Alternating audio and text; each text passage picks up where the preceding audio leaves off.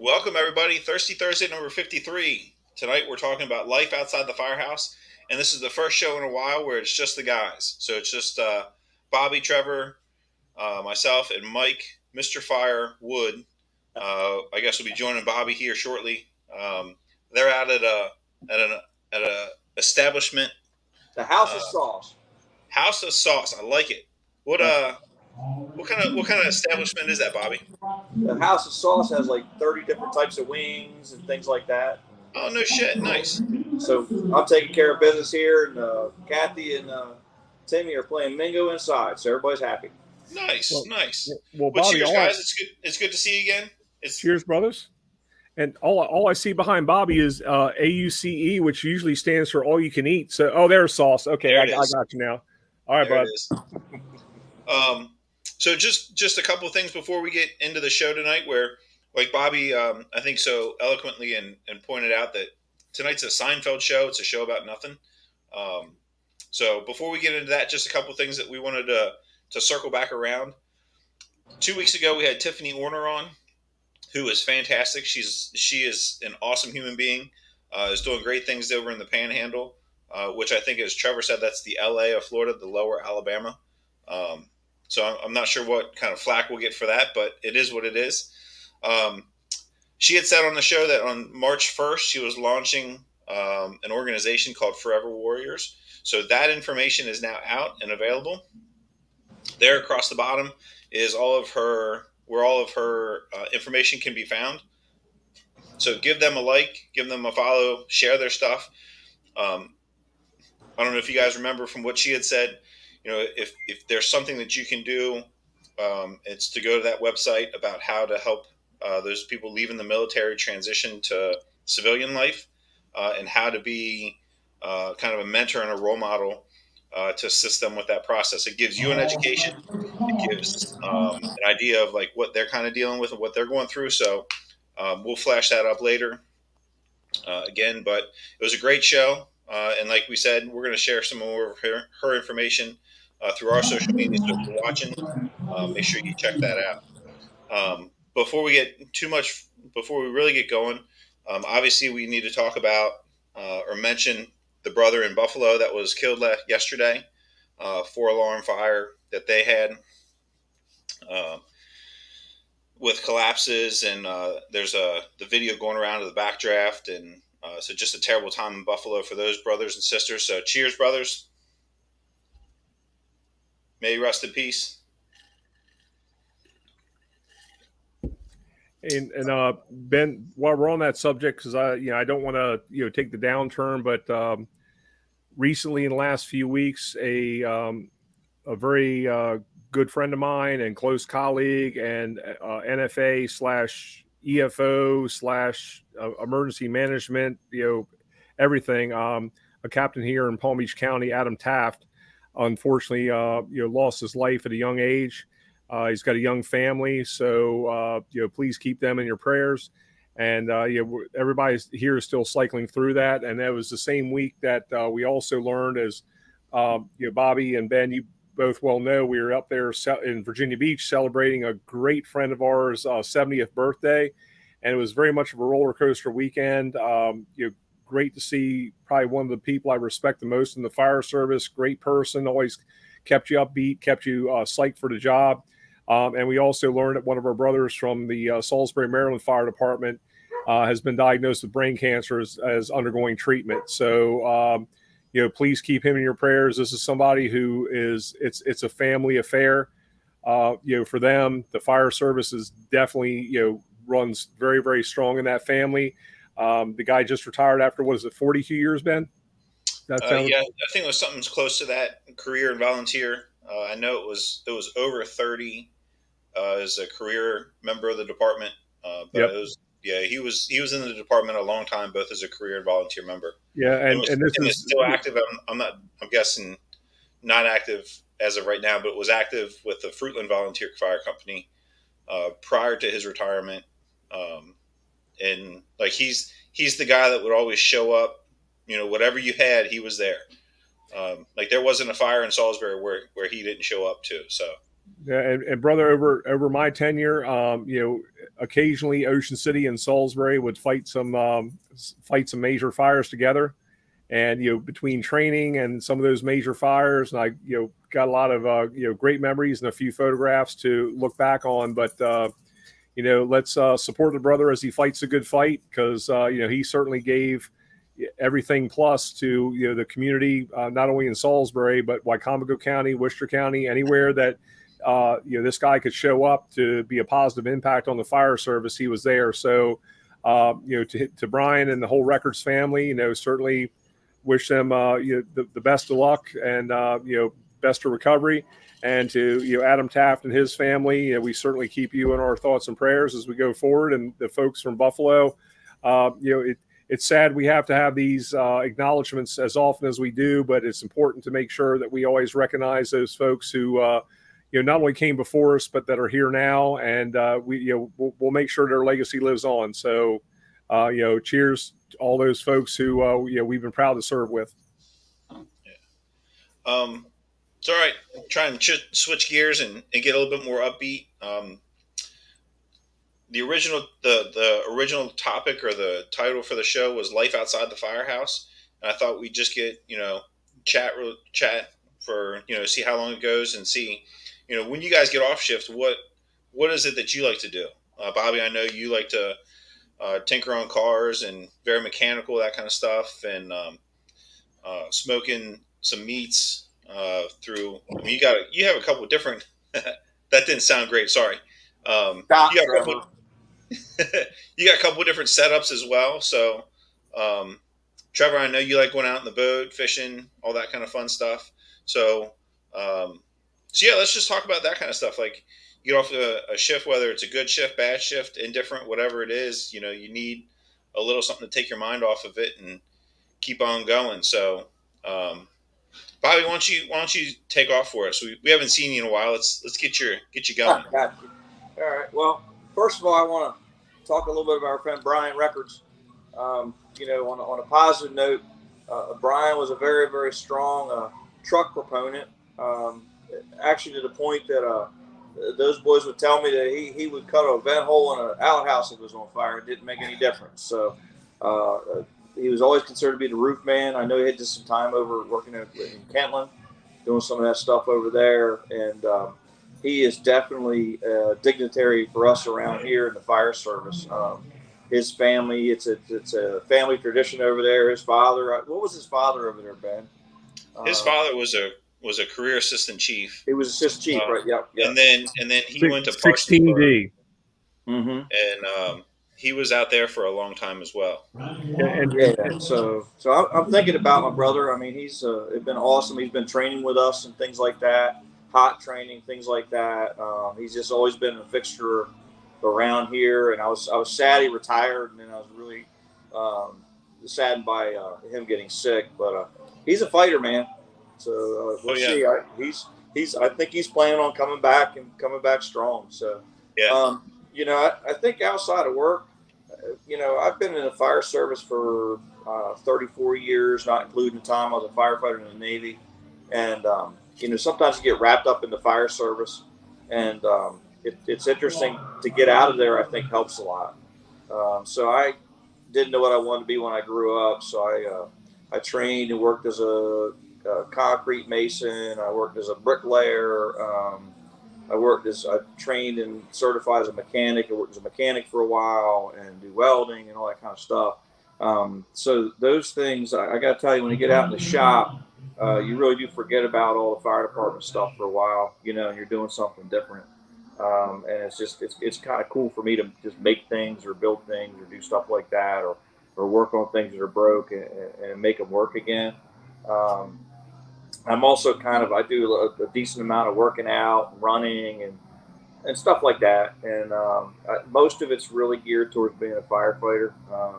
As we get up there in age, we got to keep up and try to be there. And I love the interior fire gig. So I really, really, really do try to work out to be able to do that. And so far it's been doing well.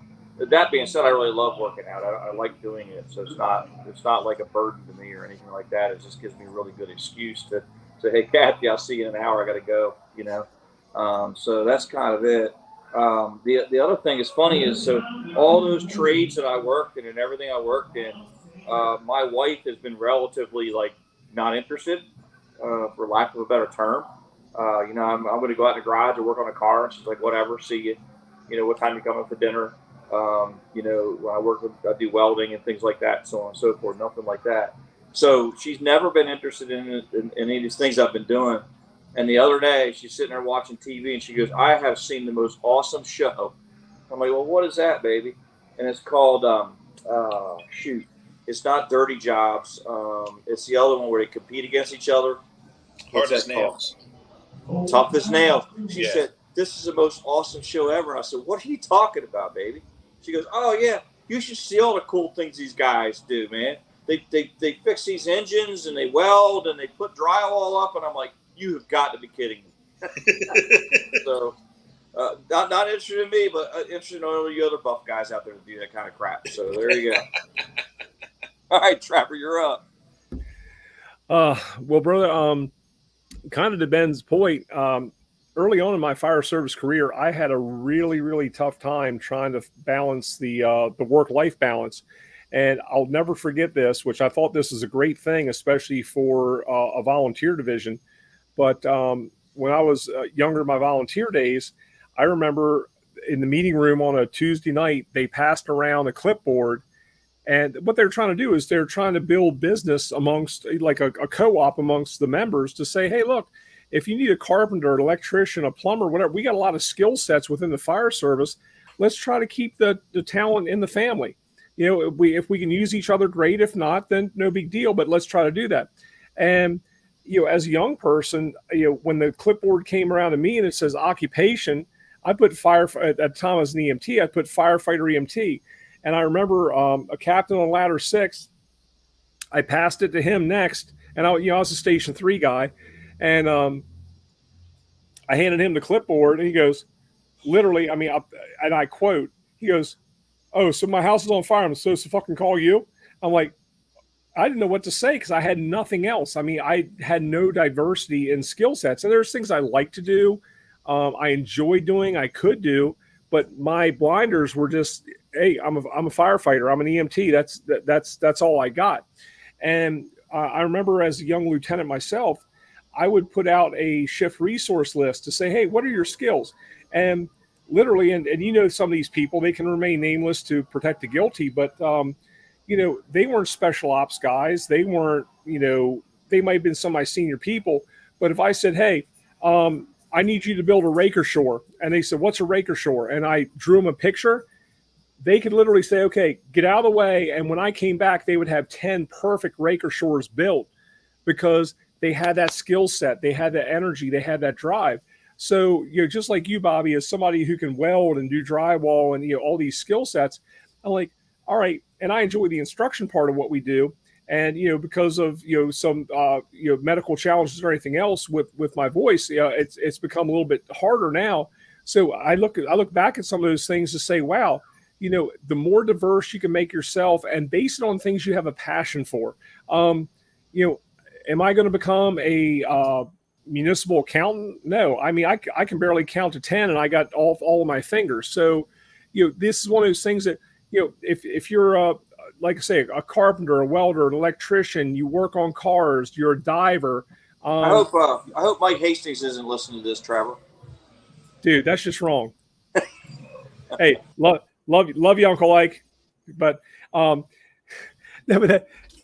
that's funny. That is. But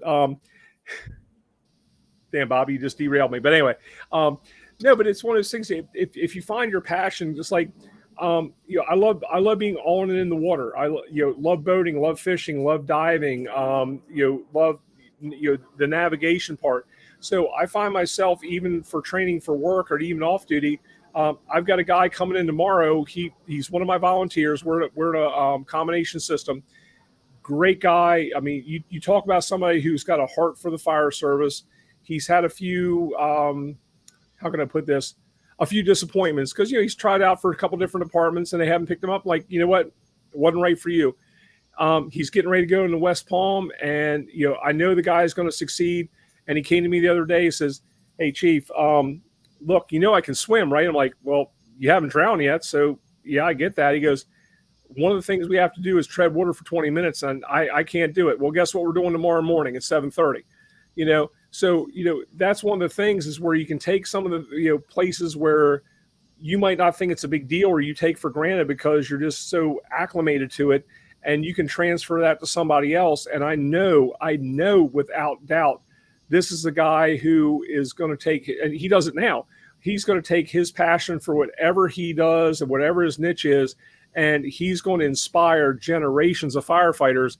And I'm investing a half an hour in a guy tomorrow. It's a drop in the bucket, it's nothing, but I know that investment in him, he's going to take that and it's going to be exponential. So that's kind of what I look at our off-duty stuff as. And look at our previous guests. And Ben, I want to kick it over to you real quick, but look at some of our people like Eric Olson, for example, who's gotten into the mental health, and Gringo, who's gotten into not only that but the physical health. All these people have just such great skill sets and great passions that they bring into our industry. And shame on us if we don't exploit that, and I mean that in a positive way. If we don't encourage and exploit some of these talents, because when it comes time on your shift, look, I don't care what kind of glitter shit you got on your collar, or what kind of emblem you have on your front piece.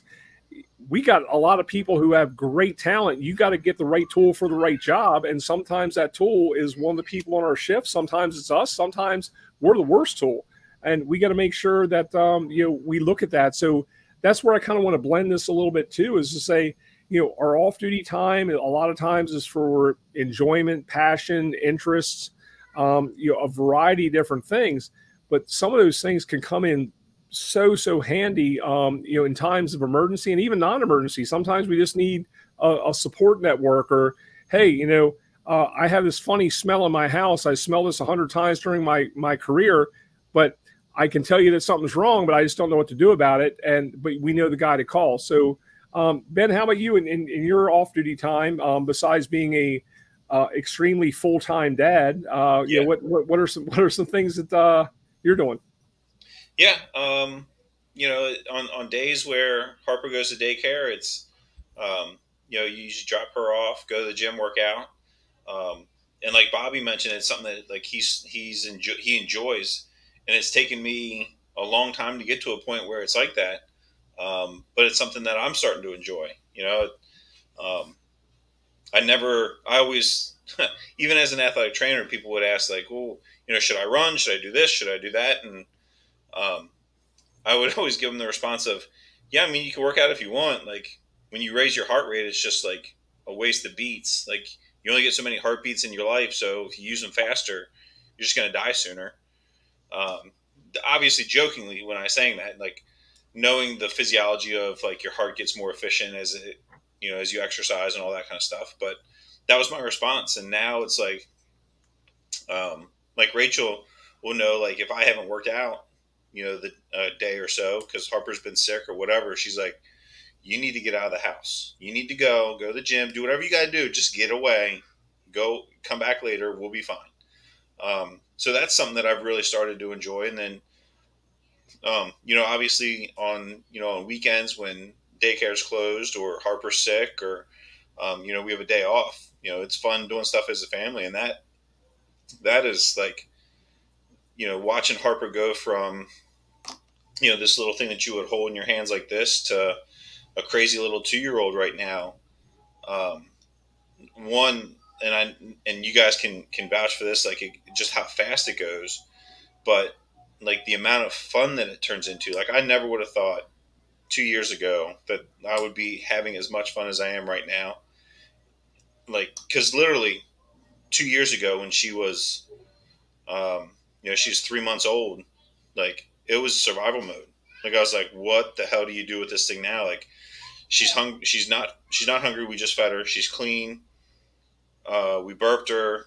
She's not sleepy. Like she just woke up from a nap. Like, and she's still crying. What do you do? Like, I have no idea. Like, holy shit, just make her stop crying. Like it was literally survival mode. And then, I keep mentioning like 10 months, 11 months when she started to, like, you could talk to her and have a little bit of a conversation. Like, and from there it has just been a skyrocket of how much fun she is to be around and all that kind of stuff. Um, so yeah, like that's life when I get a chance and throw some meat on the smoker. And like Bobby, I know we've talked a little bit about it. I talked to his partner, RC, another guy on our shift who smokes a lot of meat on a smoker. Um, there's no good way to say that, right? No good way to. Good recovery, Ben. Yeah, right. Um, so talking to those folks that do that kind of stuff, like it's cool to see different recipes and to hear how people do different things. I got to tell you an RC story. Go ahead. My longtime driver operator RC today. This morning we got off work and there's a little box alarm in our hometown, and I have to tell you, he actually pulled the ham on it. So just so you know, it can be done. What is he feeling okay? I haven't checked on him. We should probably check on him. Yeah. Are you sure it wasn't one of his kids in his gear? Like, it was it was a good fire. Doug Scott was there. It was decent. So good people. Yeah. Nice. What'd you guys have? Lightning strike on a house. Caught the corner of the house. Yeah. Is that the one? Was that the one in Bethany? Well, Millville.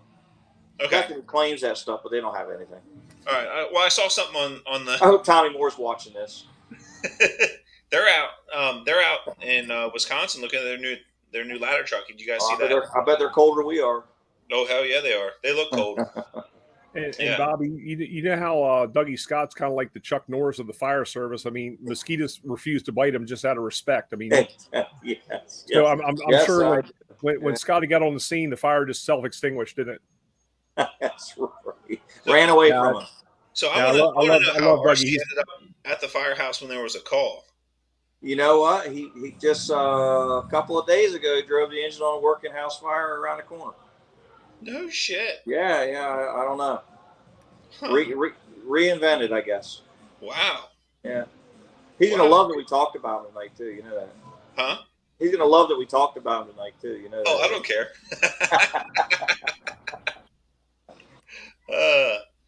Nah. Well, good.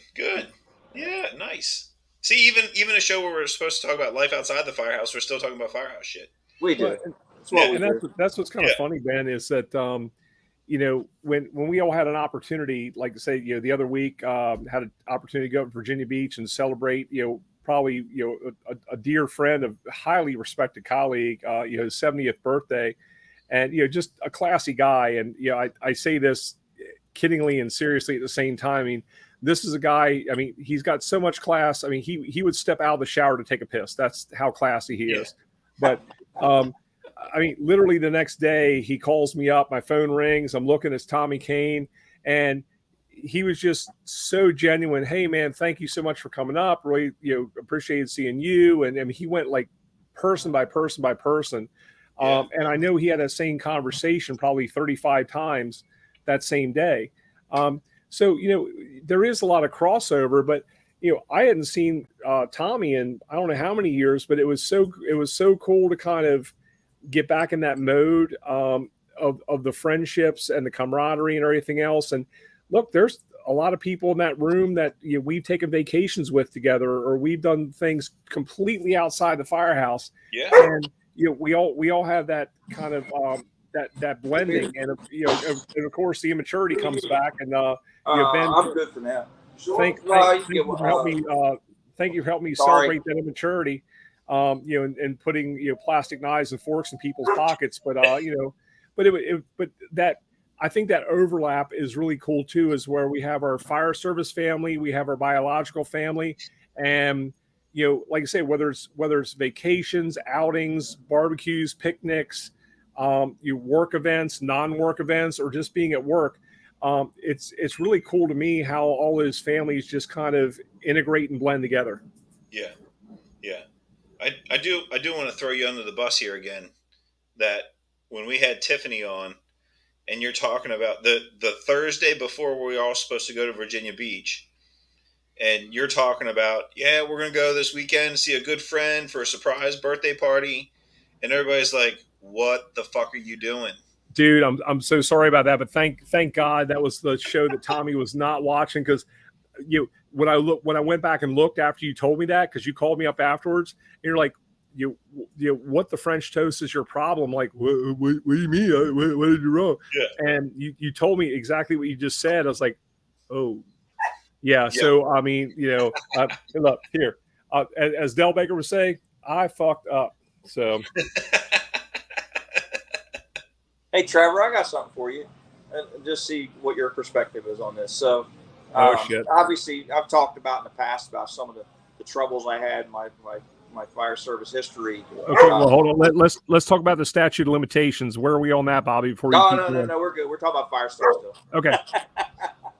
So, a couple of close calls, I guess you could call them, or whatever you want to call them, sketchy moments, whatever. But I know that, like, one of the things that happened to me was that I appreciated some of the things about life more. I know you talked when we teach a lot about, one of your close moments too. What do you think now, retrospectively, about outside of the firehouse, how you appreciate life?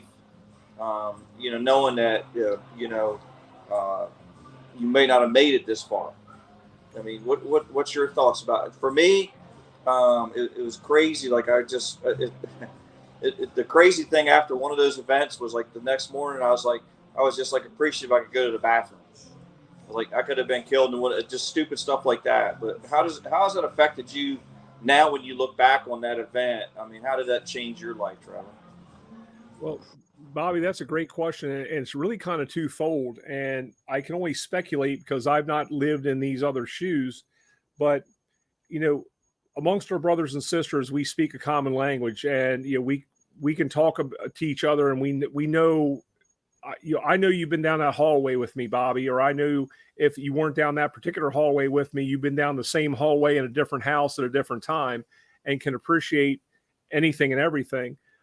So I think that it's a little bit divided, not in a negative way, but it's a little bit divided in what we share amongst our fire service family and our other family and friends, and we're not keeping them out of it, but I imagine it would be like somebody who's been in combat in the military being able to speak with their brothers and sisters who've been down that same path and chewed the same dirt, versus someone who can empathize with them but doesn't have that experience. So it's a little bit of a divergent path, but I think as time goes on, you find your peace with things, and sometimes it's hard.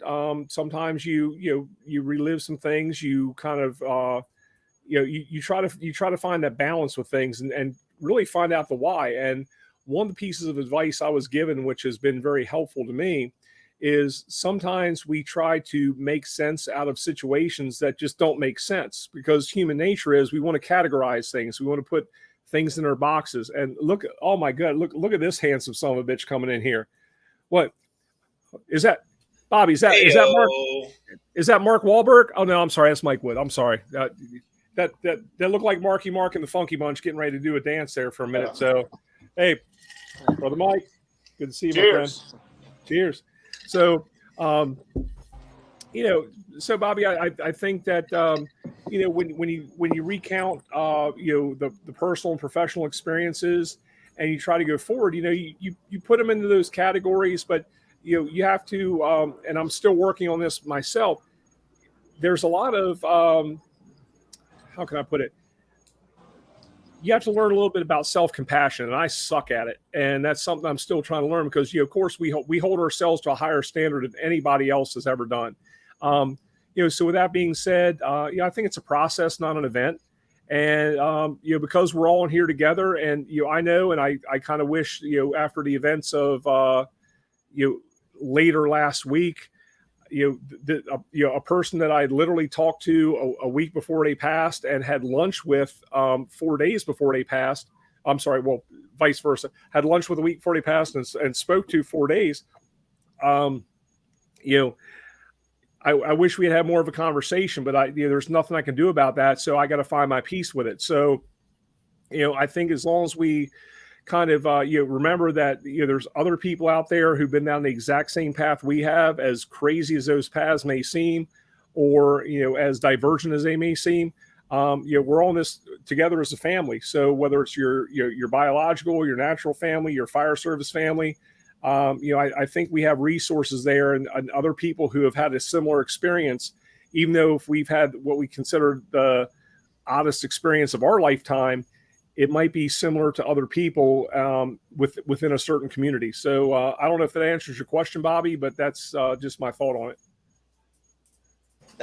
No, that's cool. Yeah, I think as I've been in the fire service, it's funny because you meet so many people, but it feels like as you go through this journey that the family becomes a little bit smaller. Those ones that are right there at your hip, but become stronger.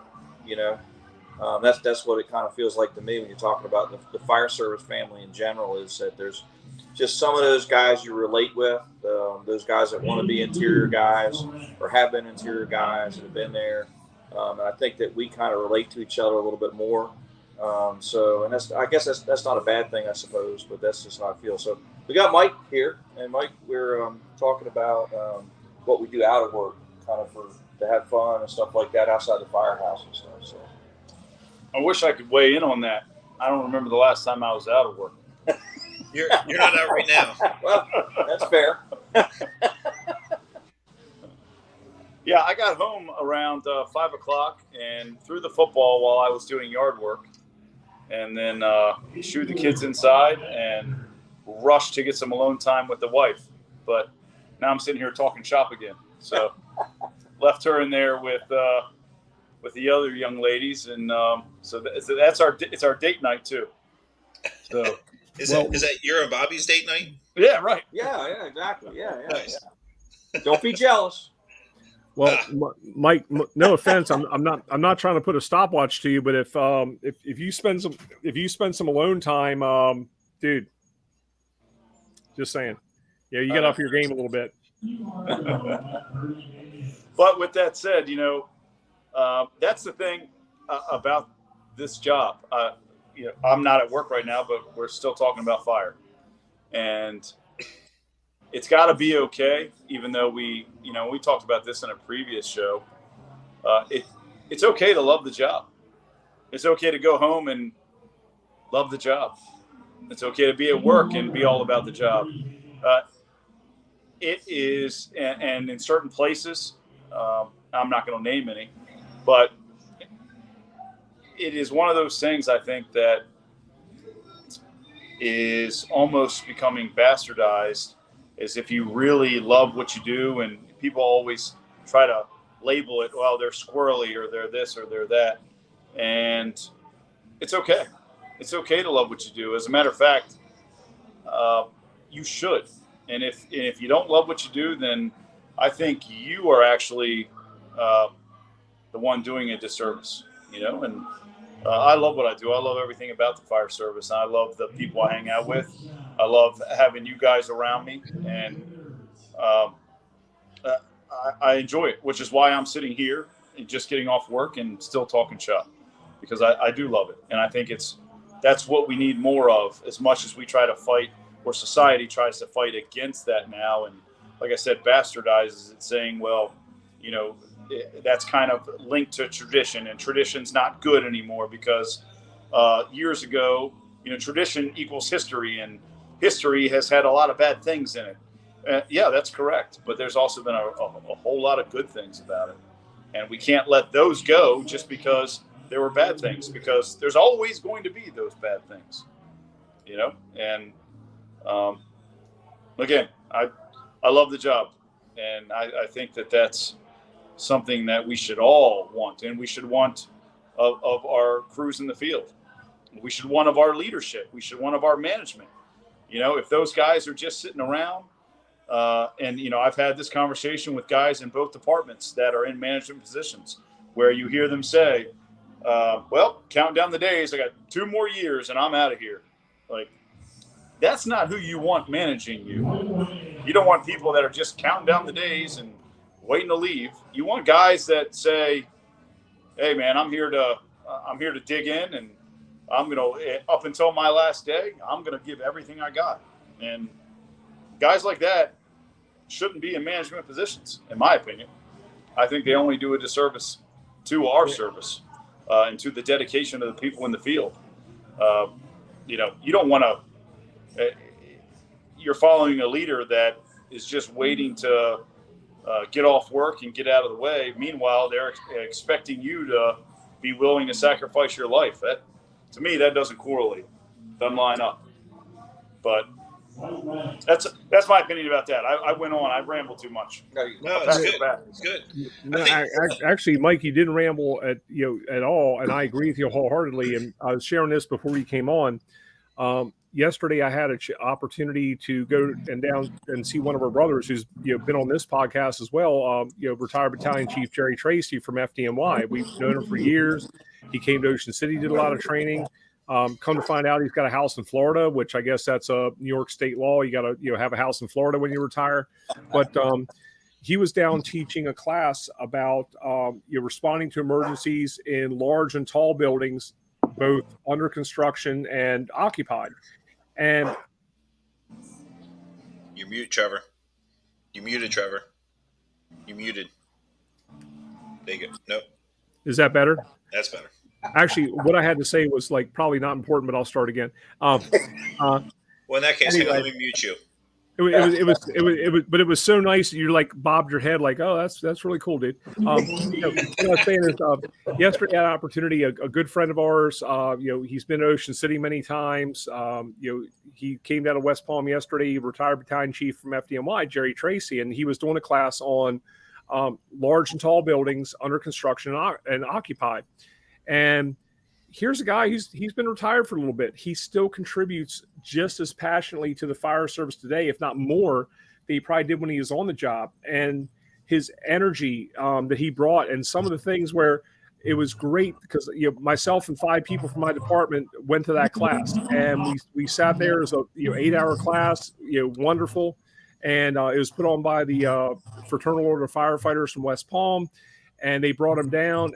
I mean, and Jerry's just as good now as he was then, but he's contemporary. He's keeping up on these things, and he brought more information. Can I say I learned something yesterday? Absolutely. I'm sitting there going, wow, this is amazing. But this guy's got just such vigor and passion and enthusiasm, just like you guys were talking about.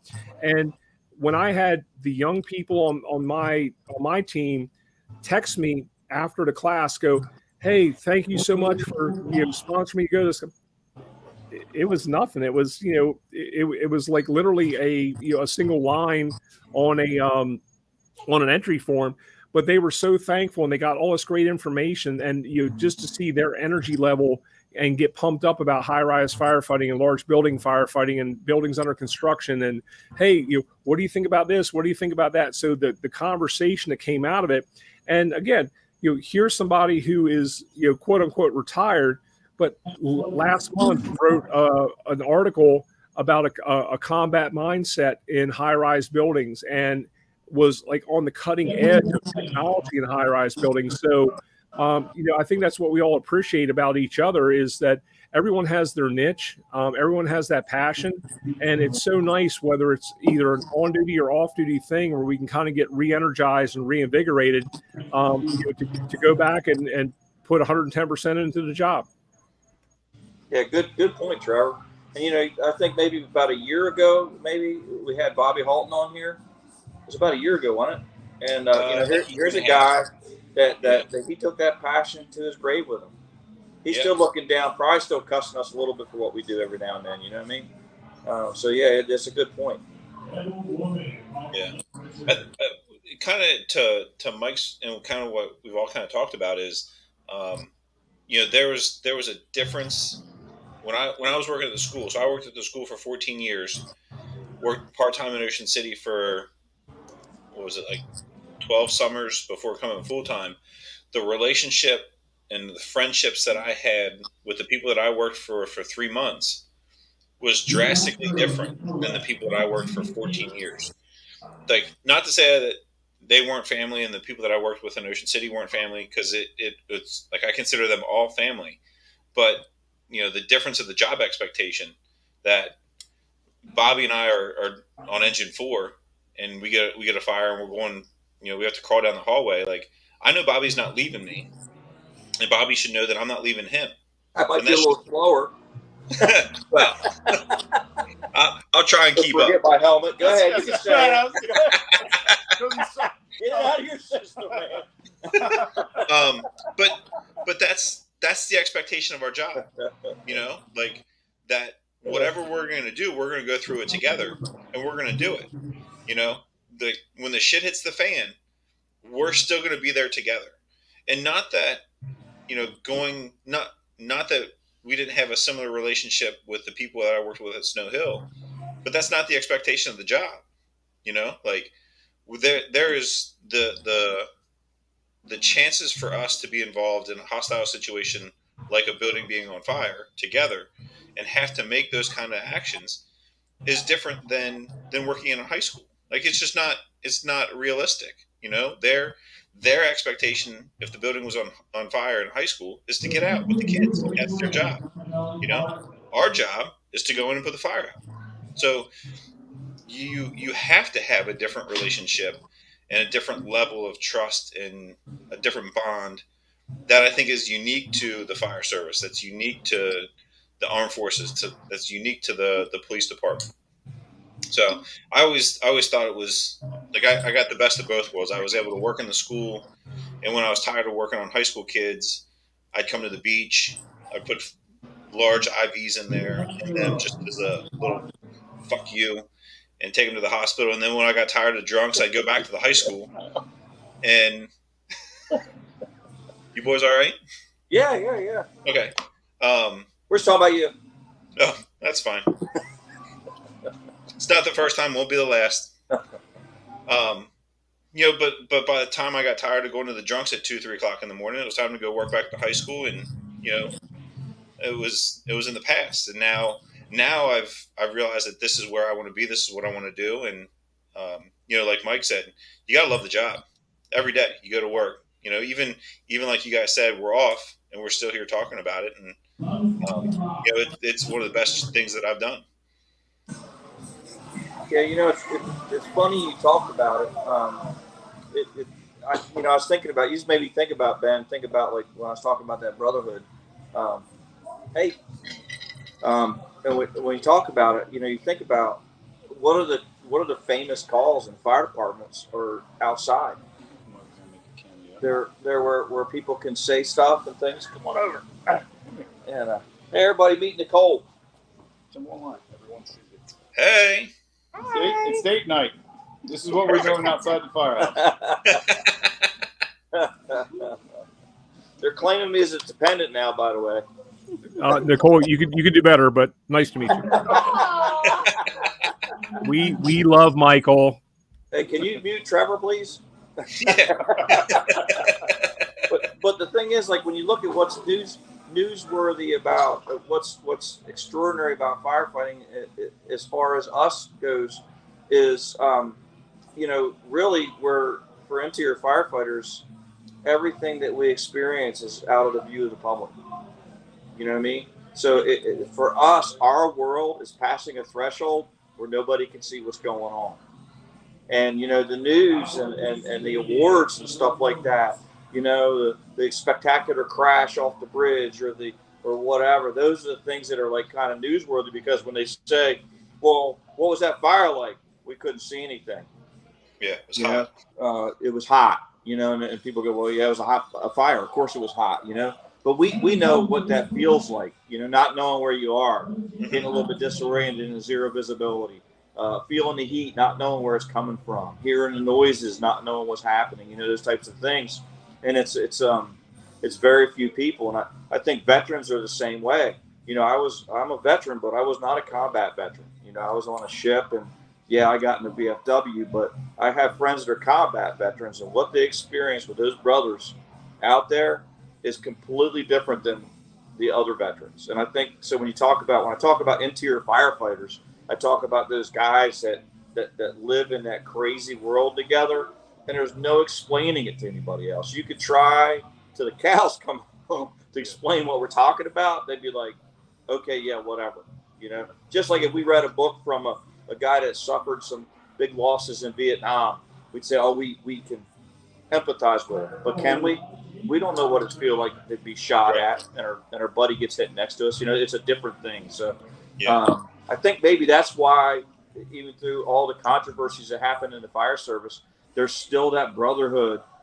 I call it the brotherhood of the interior guys. The guys that are just, they love to eat and breathe this stuff and are just dumb enough to love what we're doing and kind of go through it. So, what do you Yeah, guys think? yeah, Bobby, I agree with you. Because and we kind of alluded to that before, and you hit the nail on the head with whether it's a combat veteran, who can empathize more with a combat veteran or that interior firefighter or somebody else. And just like this past Monday night, one of my lifeguards, he's no spring chicken, he's in his mid-50s, did Hey, dude, mate. Hey, don't, Bobby, don't get feelings on me, babe. yeah, I'm sitting right here, man.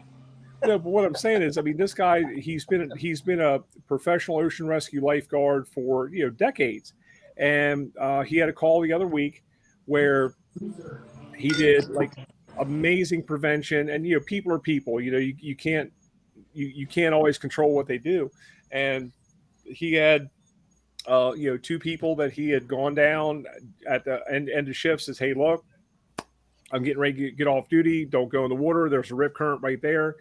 Did an amazing job educating him. Went back. He was putting his stuff away. And they left the beach and then went down about 100 yards and they entered the water in another place. I guess they felt Lake Atlantic was safer, 100 yards down. And it was two sisters and they got caught in the rip current. And he was technically off duty. I mean, he absolutely had no duty to respond, but that's not us. That's not who we are. He's a professional rescuer. And it was outside the guarded area, rolls down there on the ATV, goes out, lady submerges when he's about 20 yards away. He duck dives under and recovers her. She's in cardiac arrest, grabs his sister. So he's got one in a cross chest, the other one on a buoy, swims two people in. And the only thing where we can like poke him in the eye, which we're not doing, is because everything materialized so fast. He didn't call on the radio, said he's going in for a rescue. So when he brought both victims up on the beach, drugged the person in cardiac arrest up on the sand, started CPR and pointed to a citizen on the beach, says, hey, will you please call 911 so I can get some help? Think about that. This guy went out in austere conditions, very snotty conditions. The sea state was not good. Doesn't rescue one, but rescues two and initiates CPR on one. And unfortunately, lady succumbed to her injuries. But at the end of the day, he also was able to recover that person so the family at least can, have the benefit of, some sort of closure. She wasn't completely lost at sea. And we recognized him Monday night. At a commission meeting, I gave him a commendation, and the look on his face, and I was like, and I had a conversation with him after. He was so conflicted. I mean, he had never been recognized his entire career because they used to be underneath like Parks and Rec and then police department, and then they finally came under the fire department where they belong. Editorial comment, but him and his wife, they were so, I think, grateful that his efforts and his career had been kind of vindicated and recognized. And at the same time, you looked at this guy's face and he's like, yeah, but one of them died. But one, and you could just, so we had a conversation after. Unfortunately, his lieutenant on the ocean rescue talked to him. But that's what we go through.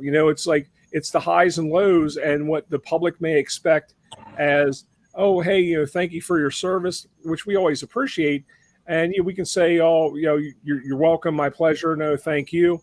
But at the same time, you start to reflect back on those other things, and we become our own worst critics. But you're right, Bobby. I think that unless you've been down that hallway, unless you've been at the tip of that ladder or on that nozzle, or with that kid, or that older person, or that trauma, whatever subset of fire rescue and fire EMS that we're dealing with, there's the people who are in the industry and have the same title, and there's the people who've been down the hallway. And I'm not poking anyone in the eye, but I think that we kind of coalesce with the people that we know have had a similar shared experience.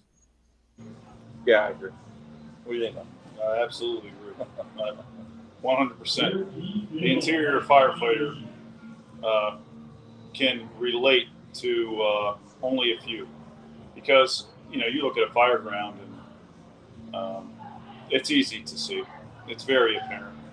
And those same numbers hold true, I think, in every department, no matter what size it is. And maybe not numbers, but percentages.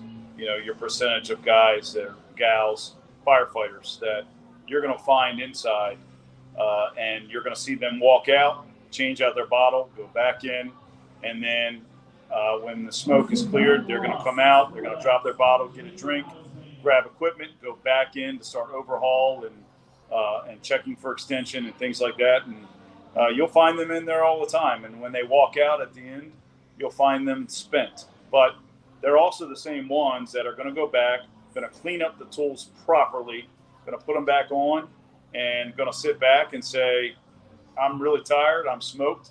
I hope we don't get anything else the rest of the night. But if we do, you can count on me. And that's rare. And it's becoming even more rare, in my opinion. Well, there is a side effect to all this, that a lot of these interior guys are kind of sketchy people, And, the old saying is, I trust you with my life. Can I trust you with my wife? Yeah. So you got to keep an eye on them guys, too. You know what I mean?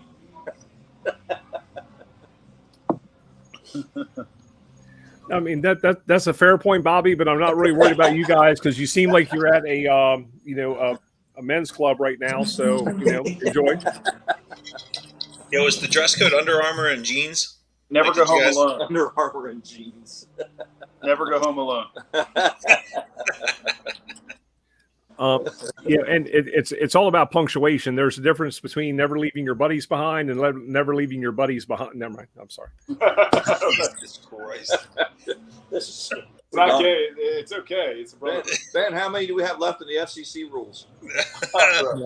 We're ticking them off pretty good. Yeah, we got a few points left in there, but when you guys are club sauce, I'm just saying. Yeah. The House of Man Sauce. Well, if he moves over a little bit, Did you hear what he said? it's ace. Aces. Ace Ventura. So it's all perspective. Yeah. Hey, brother, it's your house. We're just paying rent, man. Go ahead. But it is fun. It's fun coming down to see you, Trevor, when you moved and you left, and we come down to see you. And one of the things about having brothers like this is that it's like nothing ever happened. Like you pick it right up where it left off. We might not see you for a year, and then we come and see you, and it's just like we'd never split up or you went to a different department or anything like that. I just try to remember you're not a cheat, and that makes it all better. All the Band-Aids from the paper cuts on his hand make it difficult. Yeah. So No, he's wearing white. Hey, Ben, I've got off camera. I've got one finger. Guess which one? You're muted again. Okay. Muted.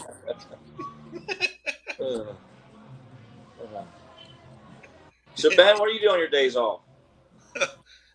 Before you had the kid. Before I had the kid? Yeah. There was a lot more alcohol and a lot more of the beach involved. I got you. Yeah. Trevor, how big's your boat now? You got a bigger one, didn't you? Yeah, but the sad thing is we just don't have a chance to use as much as, you always think that, when you have the opportunity, that you're going to take it. But, Liz and I just talked about that. So, we've been slacking on that.